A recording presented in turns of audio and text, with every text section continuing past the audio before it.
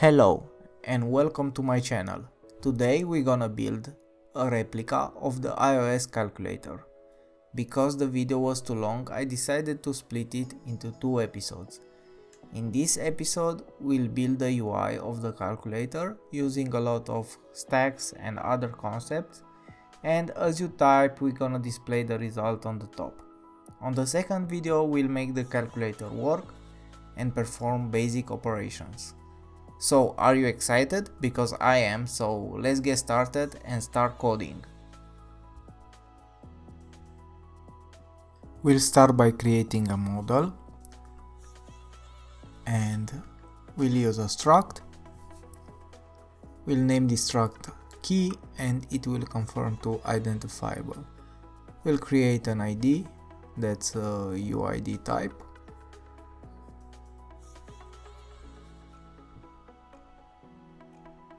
And we'll say we need also a label, that's a strings type,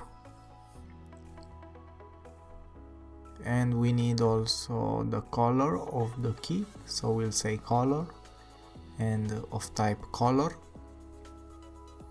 And also we need to be able to set the color of the label, so we'll say label color of color type.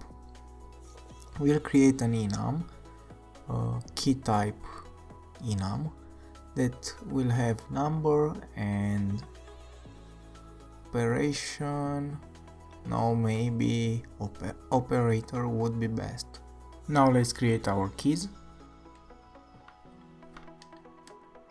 We'll say key, that will be an array of arrays that will contain keys. Okay, let's add our first row, so here will be key, and the key will get all the properties that the model has. So the label will be AC and the color will be gray, like this, and the label color will be black. Okay, now let's copy this and create the second key, that will be the plus minus key.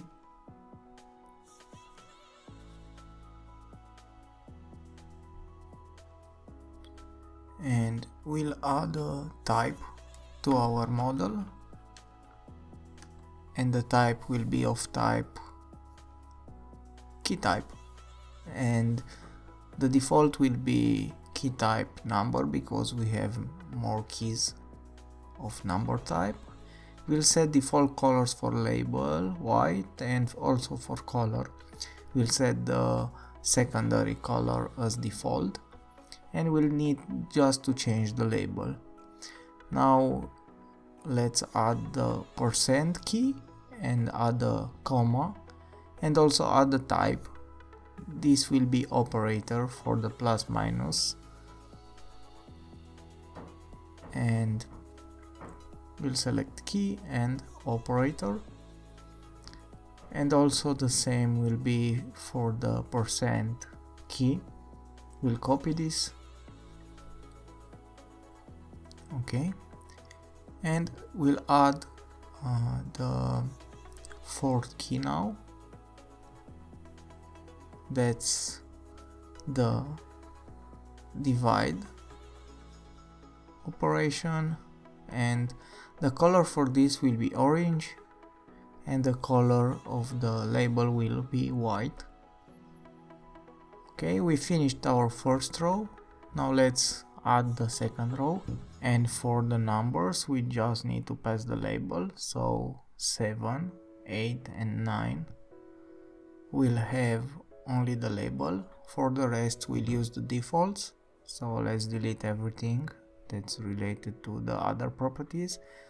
And for the operation we'll add the multiply, and here we need to keep the color and the label color and the type.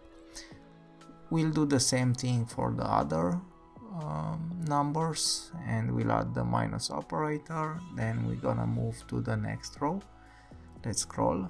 Okay, so we'll add the 1, 2 and 3 and the plus operator.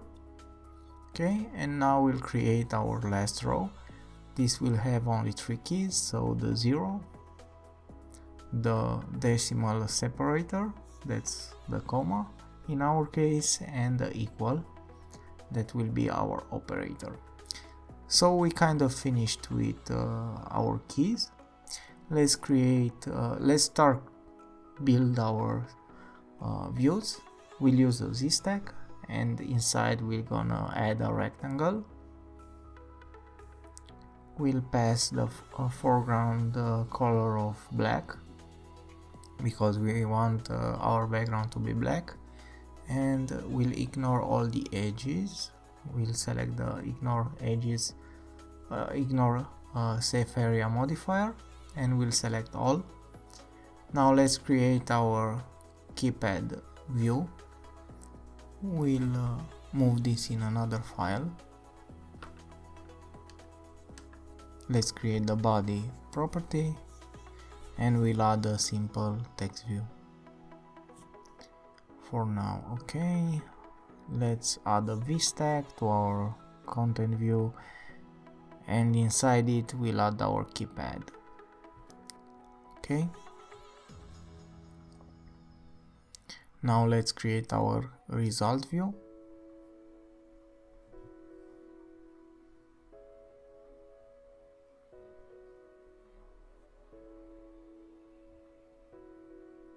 Okay, let's rename also the keypad to say keypad view. Also here we're gonna use a text for the moment. Okay, let's change the view name inside the content view, and also add the result view here.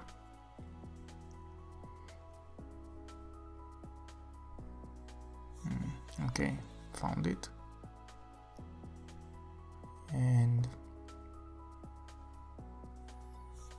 yes, we don't see anything, so let's give a color of white to our text views. Okay, and this is the basic setup. Let's style the result view. Let's wrap everything inside the VStack. Okay,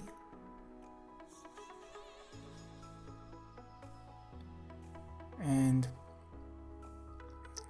now let's change this to 0. Okay, add the spacer, and let's give a font size of 90.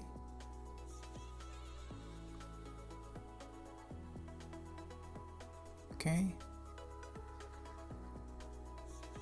now let's work on the keypad view. Also let's use a VStack, and let's add a spacing of 25. Okay, and let's use a for to iterate over our arrays of keys.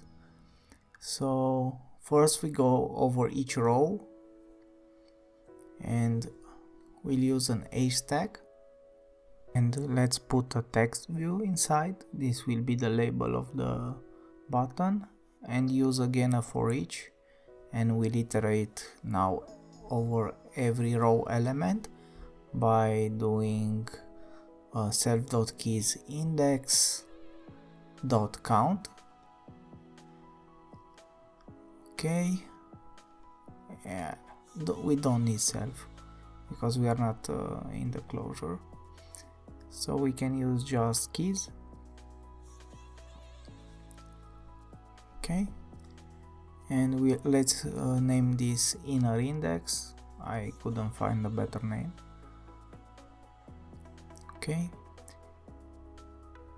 and for now just print the name, so we'll access the label of the row element by using the inner index. Let's add the font size of let's see, I don't know exactly, 40 should be good. And let's pass a color of white as a foreground color. And now we have all our keys displayed. Now, because we don't want to get the code really messy and have a lot of views inside that for each, we'll create a new view and we'll name it key view. So we'll use the struct and we'll say struct, and the name will be key view. It will need to conform to the view protocol, and for that we're gonna need to add the body property, exactly like in the other views. Okay, and we'll need to access somehow the key, so we'll pass this key as a property to the view. Okay, so we'll use a text view, and here we'll use the label. Okay, and we'll use as foreground color the label color property because it's a color. So we'll say key dot label color. I forgot the bar on the top, so I will put it. Okay, all is good now.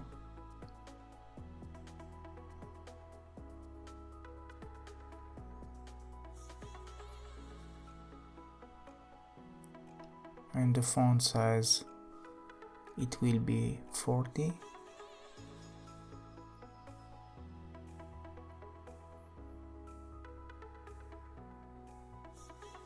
Okay, and we'll use a rounded rectangle to create our background of the button, and we'll give it a frame of 100 by 100 for the moment, and we'll align center. Okay, and we'll use the overlay modifier to put the text above the background on the top of it. And yeah, let's just copy paste it. Let's indent. Okay, and use the foreground color, the color that's set on the key, so key dot color. Okay, now I think we are all good, and let's replace the text inside the for each with our key view. Okay, all should be good. It is too big, so let's add some new sizes. Let's say 90, or yeah, this should be good. And now let's make the zero stretch, so we'll read the width of the screen if the key label is 0. So we'll say UI screen dot main dot bounds dot width, and we'll divide it by 2 for the 0 key and by 4 for any other key. And we'll also have the height of the button divided by the width divided by 4.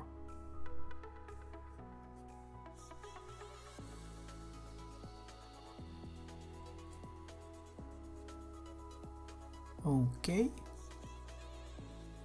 let's replace the constants with the width and height that we calculated. Let's refresh. Yeah, we can make this as constants with let. Okay, now let's refresh or resume. Okay, they are too big. Let's play a little bit with the spacing. Let's reduce the VStack spacing to 15 and add the spacing to the stack, to the HStack by 10. And let's rebuild. Okay, it looks better. Let's also remove 10 from the width and height to make them a little bit smaller. And let's push the result inside the result view, the 0 to the right. So we'll use a HStack and a spacer. And we'll also use a padding, and we'll use a trailing padding, and we'll say dot padding, dot trailing, sorry, and we'll use 30. Yeah, 30 should be fine. Okay, we need to wrap everything into a button if we want to be able to click on the keys, and we'll copy paste these views inside the button, and we'll just print for the moment the label of the key when tapped. Okay, let's indent. Now let's move everything in folders and files, because we have a lot of code. So we'll create a new group, we'll say views, and let's create also the group for the models. So new group, and we'll call it models.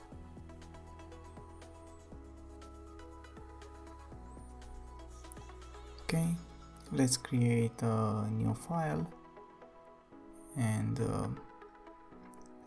we'll name this key. Okay, let's copy the key model and also the enum inside the model file. Okay, paste. We need to import swiftui here to be able to use the color type. Okay, and let's create the files for the views. Firstly, we're gonna create the result view. Okay, well, let's copy paste the view from the content view file. As you can see, we have an error that's already declared. Okay, paste it. Let's remove the preview because we won't need it here. And again, okay, all is good. Now let's create another file, so a swiftui file, and this is for the key view.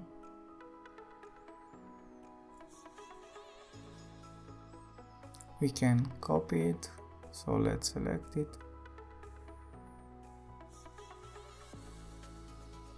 Okay, we'll paste it here,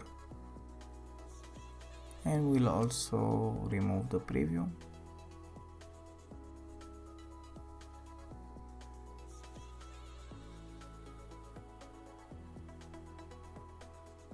Okay, now everything works okay. We need to move the keypad view. All is good. So I will copy this and create the file. With new file, we'll select a swiftui file, a swiftui view file, and we'll name this keypad view. Okay, and we'll paste it.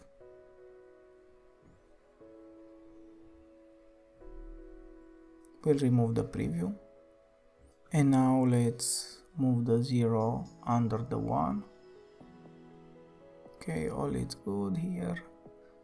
And now using the padding, I will set the trail if the label is 0 with -100.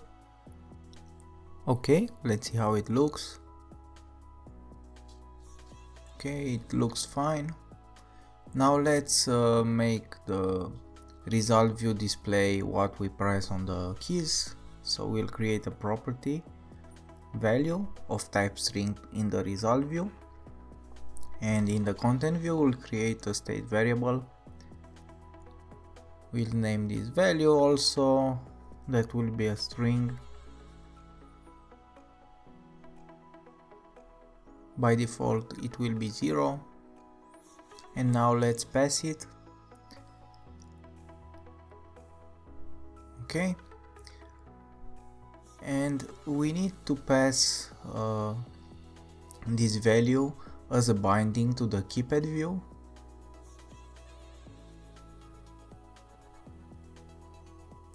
Of course this will be a string, and also we need to pass it as a binding to the key view. So we'll say value, and we use the $, and we send it to the key view. Okay, now in the key view we'll add it, so we'll say var, and this will be a binding, of course. We'll say value of type string.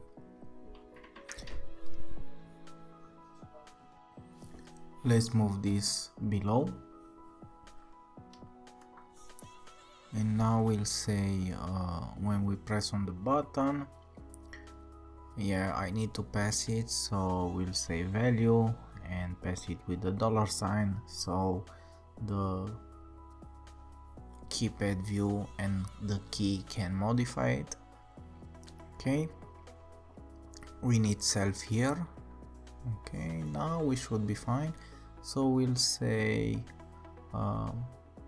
if self value, or no, we're gonna use a ternary operator.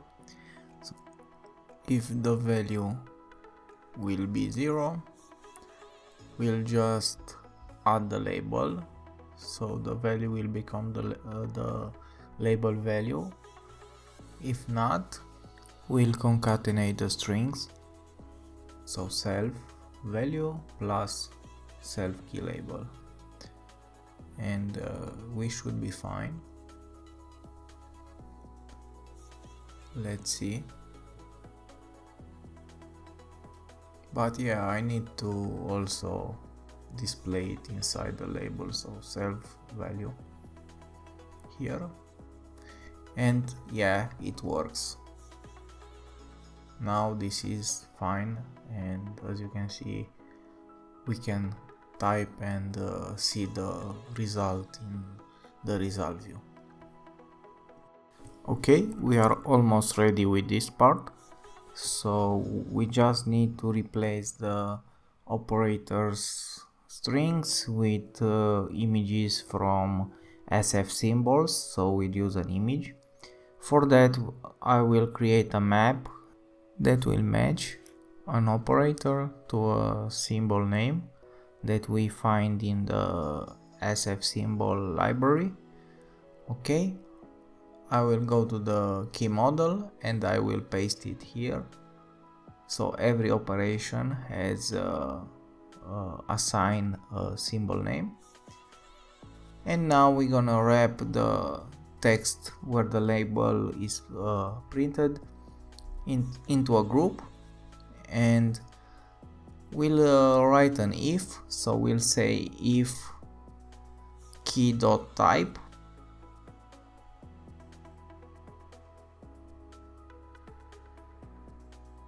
is equal to a key type of type number, then we're gonna print this label or display. Else we're gonna use an image with a system name, and the system name will be taken from the map, so we'll say operator symbols, and here we'll pass the label. Okay, let's unwrap it. Good. Let's give it a font size of 30, I guess, so size 30, and the foreground color of white. And as you can see, it works. Now we have an error. Let's provide the default value for the system name for the image, and as you can see, it works. I spotted a little error, so the 0 is not under the 1 exactly, so let's subtract 112. Let's try that. Let's see. Yes, it works. And also the plus minus and the percent are white.